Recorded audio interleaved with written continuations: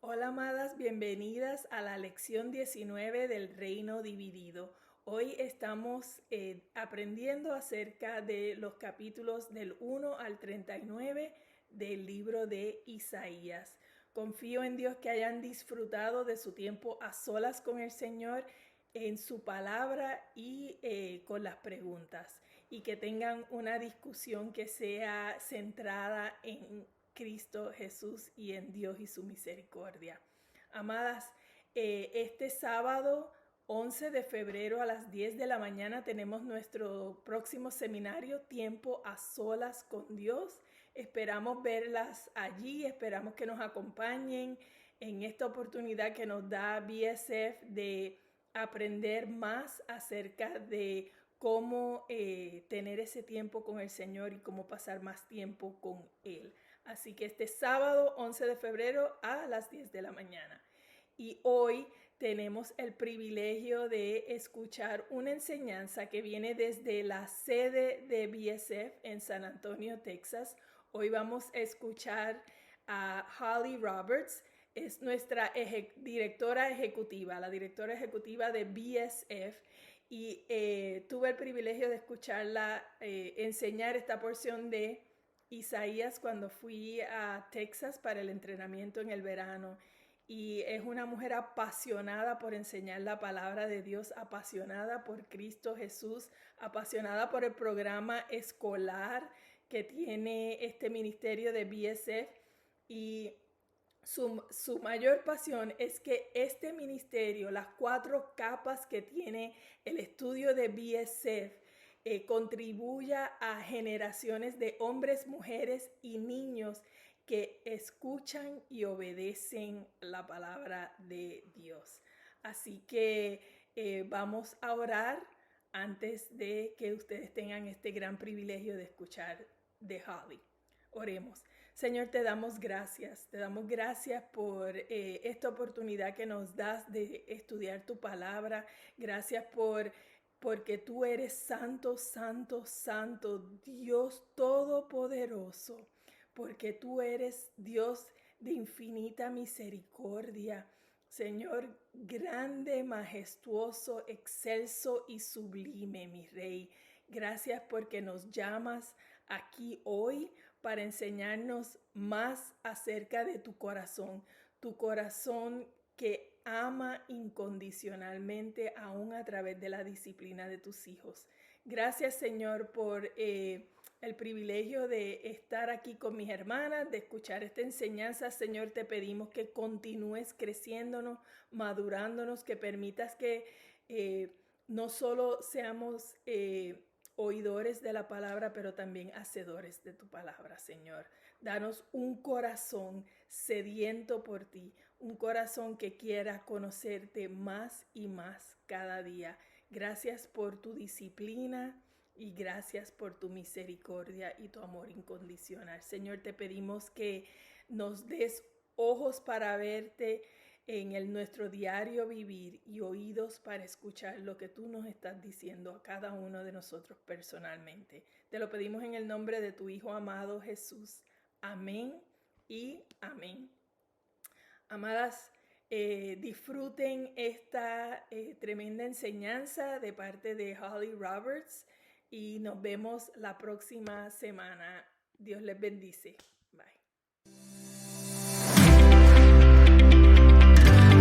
Gracias por acompañarnos en este nuevo estudio de BSF. El estudio de la palabra de Dios siempre es edificante para el creyente. Acompáñenos a esta aventura de estudiar la palabra de Dios.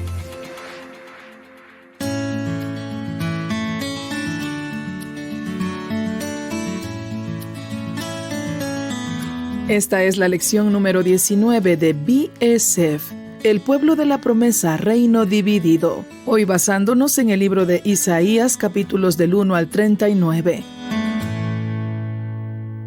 Hace unos años, Houston, Texas, una ciudad de unos 4 millones de habitantes, experimentó de primera mano los estragos de una devastadora inundación llamada Huracán Harvey.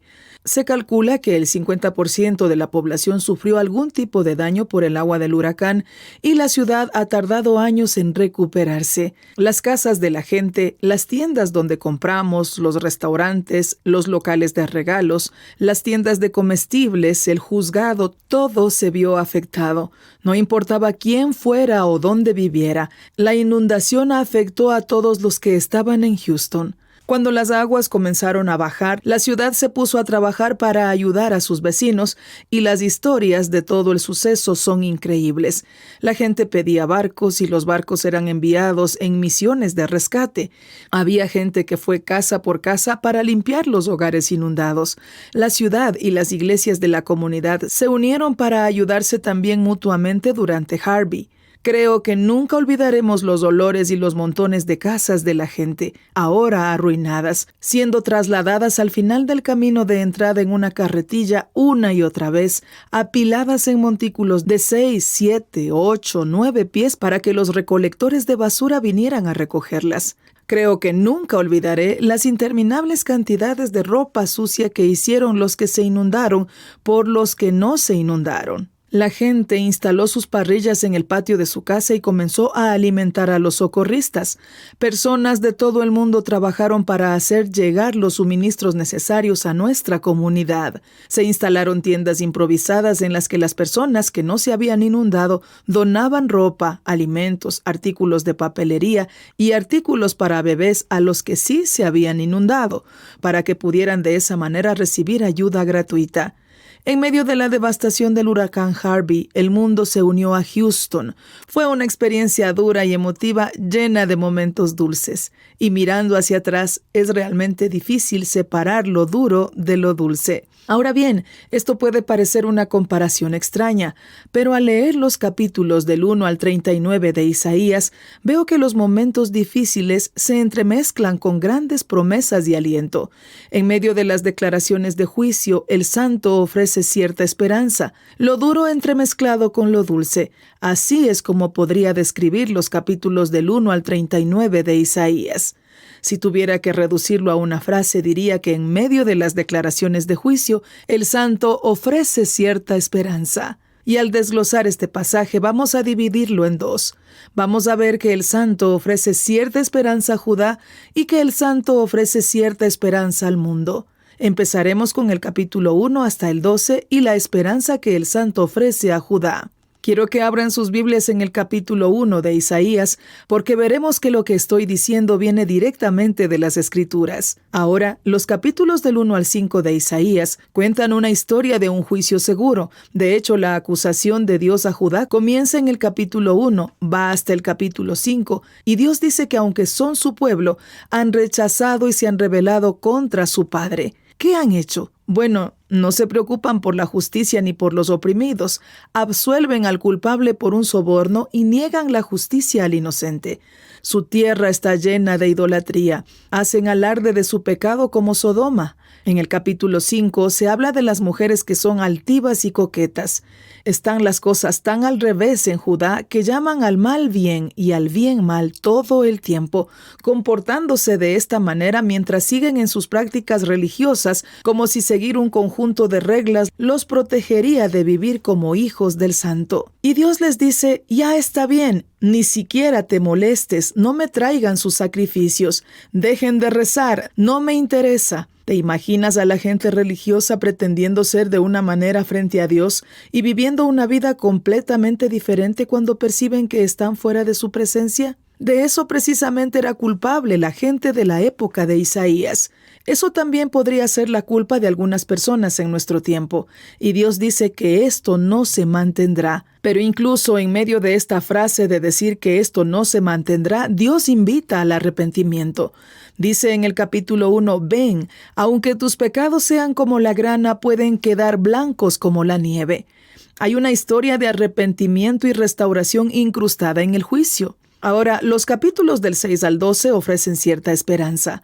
La semana pasada vimos la esperanza que Dios ofrece a través de la expiación en el capítulo 6, cuando estudiamos a este hombre Isaías. Pero los capítulos 7 al 12 son un ejemplo práctico de la historia de Judá para demostrar cómo Dios trabajó a través de promesas y señales para extender cierta esperanza a su pueblo entonces y ahora. Así que permítanme hablarles de los capítulos del 7 al 12. El personaje principal es un hombre llamado Rey Acaz. Las tensiones en su vida eran muy altas porque estaba a punto de ser invadido.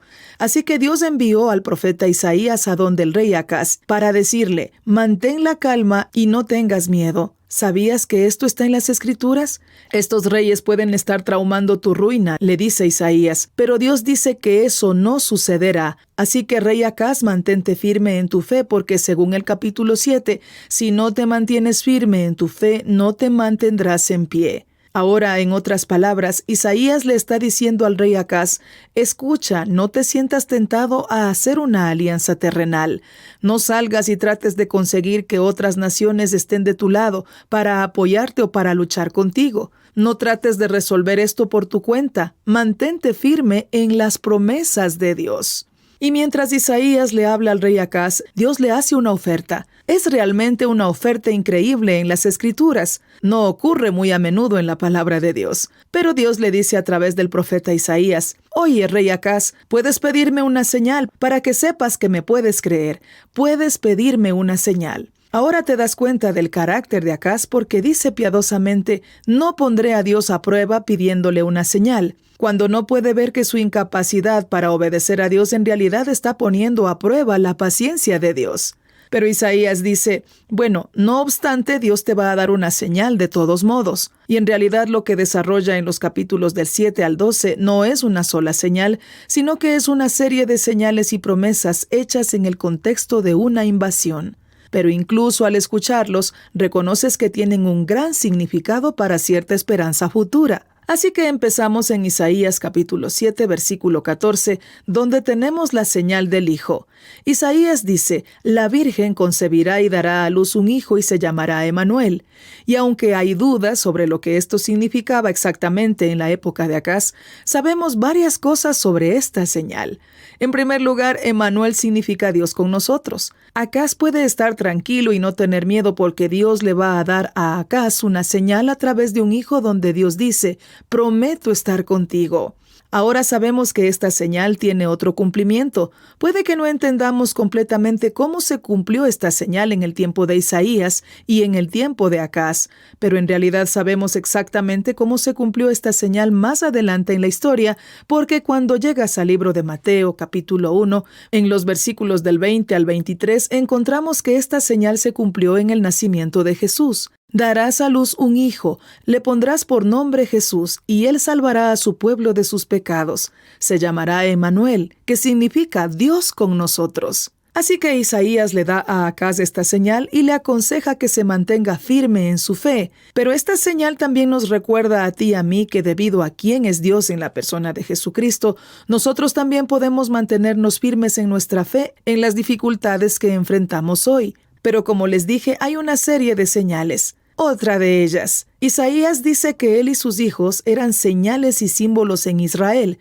Capítulo 8, versículo 18. Cuando veas a estos niños, cuando escuches sus nombres, recuerda que el enemigo de Israel podría idear un plan de guerra, pero sería frustrado porque Dios está con nosotros. Él será un lugar santo. Él será una piedra que haga tropezar y una roca que haga caer a los hombres. Estoy sacando todo esto de las Escrituras. Realmente te animo a que vayas al libro de Isaías durante estas próximas semanas y lo leas. Y lo leas con un subrayador y resaltes todos esos versos que reconoces que has escuchado antes y ahora te das cuenta de dónde vienen. Así que Dios promete una señal de una virgen que dará a luz un hijo y dice: Isaías y sus hijos están delante de ti como señales y símbolos. Pero las señales continúan porque en el versículo 9 encontramos más sobre el hijo. Porque un niño nos ha nacido, un hijo nos ha sido dado, y el gobierno estará sobre sus hombros, y él será llamado Consejero Admirable, Dios Poderoso, Padre Eterno, Príncipe de Paz. La grandeza de su gobierno y de su paz no tendrá fin. Reinará en el trono de David y sobre su reino, estableciéndolo y sosteniéndolo con justicia y rectitud desde entonces y para siempre. Las señales continúan en el capítulo 11, donde descubrimos que un brote subirá del tronco de Jesé. Así que estamos descubriendo un poco el linaje de esta persona, este hijo, esta vida que viene. Y de sus raíces dará fruto un renuevo. El Espíritu del Señor reposará sobre él, el Espíritu de sabiduría y de entendimiento, el Espíritu de consejo y de fuerza, el Espíritu de conocimiento y de temor del Señor, y se deleitará en el temor del Señor. Aquí lo que Isaías está diciendo es que lo que viene es más grande que una pequeña invasión con la que Acaz está tratando. Dios está usando a Isaías para decir que en medio de toda la charla sobre el juicio hay una esperanza que viene en camino. Hay un Mesías que pronto llegará. Hay uno que gobernará correctamente y que vendrá. Él cambiará las cosas. Es el prometido de la línea de David. Estoy seguro de que fue un poco críptico para Isaías y para Acaz, pero no es críptico para nosotros el día de hoy, o al menos no tiene que ser críptico. No tenemos que adivinar a quién apuntan estas señales. No tenemos que adivinar cómo se cumplieron estas promesas. El relato de Jesús en el Nuevo Testamento señala múltiples formas en las que Jesús cumplió estas promesas. Ahora bien, Jesús es la segunda persona de la Trinidad, a veces llamado Dios Hijo. Pero como ya les dije en el capítulo 1 de Mateo, cuando nace de una virgen se le da el nombre de Jesús, porque salvará a su pueblo de su pecado. Él salvará a su pueblo de su pecado. Él es Emmanuel, Dios con nosotros. Sabemos que Jesús es más que un simple hombre. Aunque es completamente hombre, también se muestra como plenamente Dios, aquel sobre quien descansa el Espíritu de justicia. Cuando hablamos de Jesús, a veces hablamos de Él como la segunda persona de la Trinidad. Dios Hijo, plenamente Dios, viene como plenamente hombre. Cuando hablamos de Jesús, a veces hablamos de Él como la segunda persona de la Trinidad. Dios Hijo, completamente Dios, pero también completamente hombre. Muy poca gente discute si Jesús fue una persona histórica real. La pregunta que se suele debatir en torno a Jesús es si era el Hijo de Dios. Este pasaje de Isaías hace promesas sobre un gobernante que gobernará y dirigirá. Además, conducirá los negocios de una manera que el hombre no puede. Se requerirá el Espíritu del Señor sobre él para dirigir de esta forma. En otras palabras, tendrá que ser Dios mismo para dirigir de esta manera. Estos versos nos llevan de vuelta a la Escritura, a la gran promesa que Dios hizo a David sobre un descendiente en el trono que reinará para siempre. Y la muerte no lo derrotará o negará su gobierno como lo ha hecho con todos los demás gobernantes. Así que hay una señal tras otra, no solo a Acaz para que confíe en el Santo, sino dada a ti y a mí. Y así como Dios usó a Isaías para hablar un mensaje de esperanza y verdad en los días de Acaz, Dios sigue usando a Isaías para hablar de esperanza y verdad en las circunstancias de nuestros días.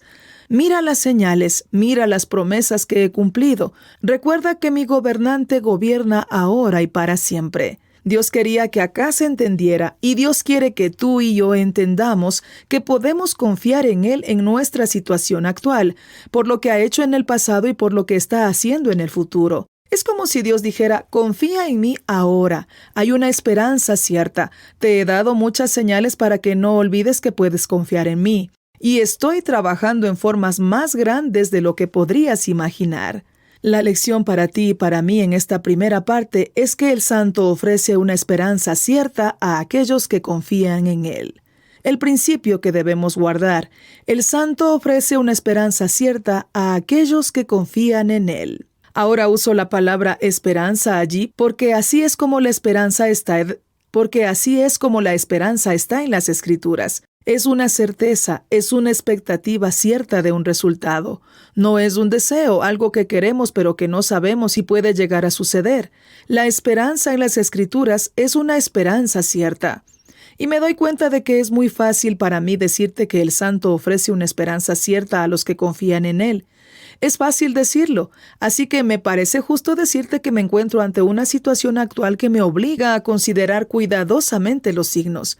Desde mi punto de vista, no veo una salida. ¿No te parece que a veces vivimos en esa realidad virtual? Lo que vemos es tan increíblemente poderoso que olvidamos que hay un mundo invisible. Desde nuestra perspectiva y nuestro punto de vista, algo está tan magnificado en nuestra vista que olvidamos que no estamos viendo en totalidad la imagen completa. No sé cómo utilizará Dios esta situación en la que me encuentro ahora, pero este pasaje me recuerda que me ha dado señal tras señal de que puedo confiar en Él en lo que no puedo ver, que puedo mantenerme firme en mi fe y que puedo estar tranquilo y seguir adelante. ¿Dónde has puesto tu mirada y tu esperanza? ¿Qué te dice a ti mismo que es más real que Dios y sus promesas? ¿Qué te dice a ti mismo que es más grande o más duro que Dios mismo? Es el Santo Jesucristo quien ofrece una esperanza cierta, y eso no es solo para unos pocos elegidos, sino que es para todo el mundo. ¿Dónde te invita Dios a confiar en Él? Te voy a animar a que en vez de pedirle a Dios alguna señal para que puedas creer y confiar en Él en tu determinada circunstancia, te animo a que vuelvas a las señales que Él ya te ha dado y le pidas que te muestre cómo esas señales confirman tus circunstancias y tu visión de Él en el día de hoy. Dios ofrece cierta esperanza a su pueblo, al pueblo de Judá y al mundo. Los capítulos del 13 al 23 están dirigidos a las naciones de forma individual. Te invitamos a que los leas en el poco o mucho tiempo que tengas esta semana. Son capítulos difíciles de leer, pero Dios se dirige a la nación de Babilonia, a los filisteos, a los moabitas, a Damasco, a Cus, a Egipto, a Edom, a Arabia, a Jerusalén y a Tiro.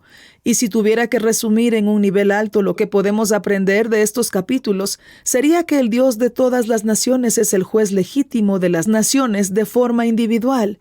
E incluso mientras digo eso, en medio de las declaraciones de juicio que Dios va a hacer a todas las naciones, el Santo ofrece cierta esperanza. Si eres capaz de entrar y leer estos capítulos, has encontrado estas increíbles declaraciones de juicio y compasión hacia los extranjeros, además de promesas de descanso y paz. En el capítulo 16 encontramos una promesa de un trono establecido, uno de la casa de David, uno que buscaría la justicia y gobernaría con rectitud. Estos capítulos dejan claro que el juicio viene. Nadie escapa al juicio, pero también dejan claro que Dios mismo ha ofrecido un camino a través del juicio, un camino para ser liberado del juicio en lugar de ser destruido. Porque incluso en medio de estas declaraciones de juicio, el Santo ofrece cierta esperanza. Encontrarás un día en el que la gente mirará al Santo de Israel. Encontrarás un día en el que la gente se unirá en torno a las promesas.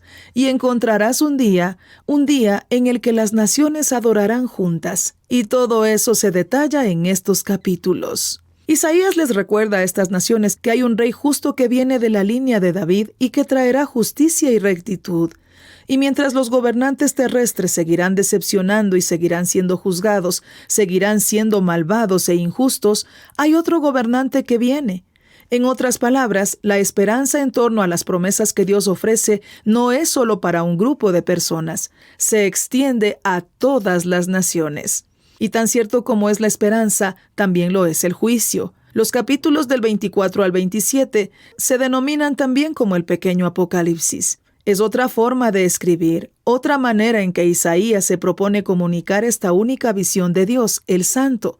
Y estos capítulos, o por lo menos el capítulo 24, describen un juicio y una devastación generalizados que están por venir, en los que el Santo juzgará en última instancia y con razón todos los males. Esto debería ser increíblemente reconfortante. Esto significa que no tenemos que vengarnos. No depende de nosotros corregir los errores que vemos hoy. Nos saca del lugar de jueces y nos asegura que nada escapa al ámbito de Dios. Y tras este juicio devastador descrito en el capítulo 24, encontramos en los capítulos 25 y 26 capítulos de alabanza, y tras este juicio devastador descritos en el capítulo 24, encontramos en los capítulos 25 y 26 alabanza, capítulos de esperanza para los que confían en el Señor en medio de estas declaraciones de juicio. En verdad, el Santo es la única esperanza de la humanidad. El juicio no es la única opción. El Santo ofrece una esperanza segura. Él se entregará a la muerte. Él secará todas nuestras lágrimas. Y sabemos por el Nuevo Testamento que eso es exactamente lo que Jesús, Emmanuel, Dios con nosotros, hizo en la cruz. Se entregó a la muerte, pero no quedó ahí. Su tumba está vacía. Estableció un camino para que hubiera paz con Dios y paz con los demás. Ahora, a los capítulos del 28 al 35 los he llamado Esperanza Cierta. Y tal vez pienses que suena extraño porque si abres tu Biblia en el capítulo 28, vas a ver que comienza con un ay. Lo llamo esperanza cierta porque cada vez que lees sobre un ay, encuentras que el santo es la respuesta a los ayes. Así que el capítulo 28, versículo 1 dice: «Ay de esa corona, el orgullo de los borrachos de Efraín, de la flor que se marchita su gloriosa belleza». Ay de él porque el Señor lo está destruyendo. Esa corona será pisoteada. Pero hay esperanza en ese día cuando esa corona sea pisoteada. El Señor Todopoderoso será una corona gloriosa, una hermosa corona para el remanente de su pueblo. Ese remanente es una idea de que no todos son destruidos por el juicio, sino que todos son liberados a través del juicio. Si usted continúa leyendo en esos capítulos, encontrará que el Señor mismo será la corona. Él será espíritu de justicia. Él será la fuente de fuerza. Él contendrá la batalla en la puerta. Él será la piedra angular. Dios trae esperanza en medio de la aflicción. Simplemente no podemos llamar a estos capítulos malos. Pintan una realidad. Hay un mundo roto y caído. Y si no fuera por Dios, el santo en la persona de Jesucristo sería devastador. Pero sabemos que Dios hizo un camino a través del mundo roto por medio de Jesús. Dios, el Padre, hizo un camino para que este mundo roto y caído conociera la paz y la restauración a través de Jesucristo, su Hijo, la segunda persona de la Trinidad. Es Jesús quien abre un camino para el perdón. Es Jesús quien trae la justicia. Es Jesús quien sana. Es Jesús quien abre el camino de la reconciliación. Es Jesús quien ofrece esperanza y liberación. Todos estamos en una situación desesperada fuera del Santo, apartados del Santo, Dios Hijo Jesucristo. Esto no es solo un estado futuro, es para ahora mismo. Todos estamos en una situación sin esperanza, fuera de Jesucristo. Sabes, es tentador pensar en la esperanza que Jesús ofrece como una realidad futura, y es tentador también preguntarse qué pasa ahora mismo, ¿por qué es un mundo caído y roto? No veo que todo se desarrolle de la forma en que lo describes, así que, ¿qué pasa ahora? Pero el capítulo 33 habla incluso del tiempo actual. Jesús es nuestra fuerza cada mañana, incluso en este tiempo. Jesús es nuestra salvación hoy en tiempo de angustia. Él es un fundamento seguro para esta época. Él fortalece las manos débiles. Estos capítulos son una riqueza. Sabes, tengo que decirte que Isaías es mi libro favorito de la Biblia y anhelo que leas cada palabra. Anhelo que veas cómo Dios teje la verdad en cada frase del libro de Isaías. Sé que tal vez no puedas hacerlo, pero quiero que sepas que es un esfuerzo que vale la pena si decides asumirlo. Los capítulos del 36 al 39 son una narración. ¿Cómo es la vida de alguien que creyó en las promesas de Dios?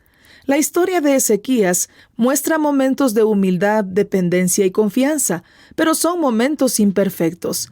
Ezequías es llamado un buen rey, pero no siempre tiene buenos momentos, y el bien no es lo suficientemente bueno como para escapar del juicio por sí mismo.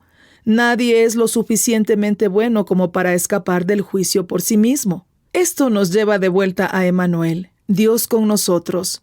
Vemos a Ezequías quien tuvo momentos buenos y momentos de orgullo, y en medio de esa historia Dios extiende la esperanza. En medio de esa historia Dios responde a las oraciones de Ezequías.